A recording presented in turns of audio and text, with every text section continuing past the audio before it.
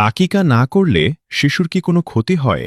না, আকিকা না করলে শিশুর কোনো ক্ষতি হয় না। আকিকা সম্পর্কে সঠিক ধারণা জেনে রাখুন। ১. আকিকা ফরজ বা ওয়াজিব নয়। ২. আকিকা না করলে শিশুর কোনো গুনাহ হয় না। ৩. শিশুর আয়ু বা রিজিকে আকিকার কোনো প্রভাব পড়ে না। ৪. শিশুর অসুস্থতা বা দুর্ঘটনার সাথে আকিকার কোনো সম্পর্ক নেই। ৫.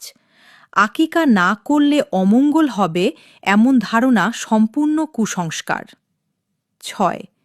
আকিকা একটি সুন্নতে মুয়াক্কাদা, গুরুত্বপূর্ণ সুন্নত। ৭.